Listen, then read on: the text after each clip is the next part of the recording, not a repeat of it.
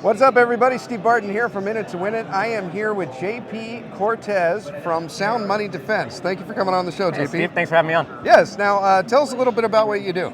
Yeah, so the Sound Money Defense League is a nonpartisan public policy group in the United States, and we work to remove all of the disincentives that stand in the way of people adopting their own gold standard. Okay. So across the United States, there are several states that will charge you a sales tax when you buy precious metals. Okay. They'll charge you again an income tax when you sell the precious metals, and then you're taxed again on the federal level. Wow. So in some cases, these assets are subject to triple taxation.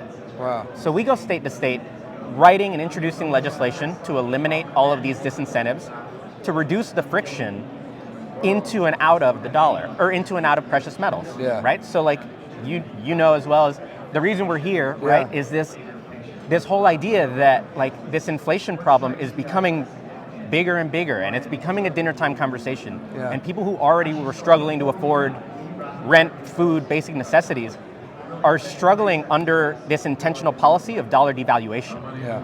And so it's so important to reduce or eliminate all of the obstacles that stand in the way of people being able to invest in sound money. And so that's what we do on the state and on the federal level in Washington, D.C. That's awesome. Now, how long have you been doing this? It's been about 7 years now. Okay. And how did you get into this? Well, so while I was getting my degree down at Auburn, I studied at the Mises Institute, which is a free market Austrian think tank down in Alabama.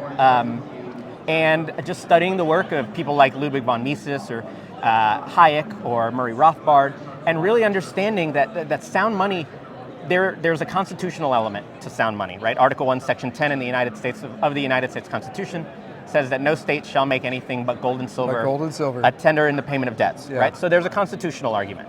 There's a moral argument that people are struggling to afford basic necessities, and government policy is making it more difficult. There's a business development argument that there are states, jurisdictions where coin conventions don't go, coin dealers don't go, coin investors don't go, because of the laws that govern the industry in the space. So for several reasons, finding that like removing all of the disincentives, removing all of the things that stand in the way of people owning gold and silver is a net positive for the economy, it's a net positive for humanity, it's a net positive for people who want to save and preserve their purchasing power. Okay. Now, let me ask you this. What is the best area to buy and sell your precious metals in America? And the follow-up is, what is the worst area to buy and sell your precious metals in America? So I'm glad you asked. So the 2023 Sound Money Index was released last month, and this is a ranking of all 50 states based on their policies to determine which state produces the worst sound money environment and which one produces the best. So in the case of the best, Texas, Wyoming, South Dakota, these are these are states that have removed sales tax, that don't have an income tax. In some cases, they've established bullion depositories in their state.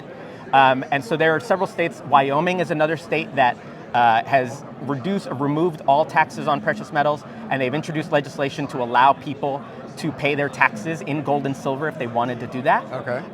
On the flip side of that, New Jersey is really bad, Vermont, Mississippi, Kentucky.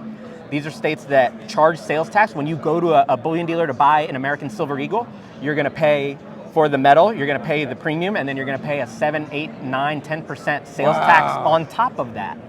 It makes it unfeasible as an investment. It makes it difficult to use it as a vehicle for preserving wealth. And so people more and more, and states more and more, are introducing legislation like this because they're hearing from people. That's enough to make you drive across the border. Absolutely. And that happens, those 8 states are losing tax revenue over and over because people are choosing to leave the state.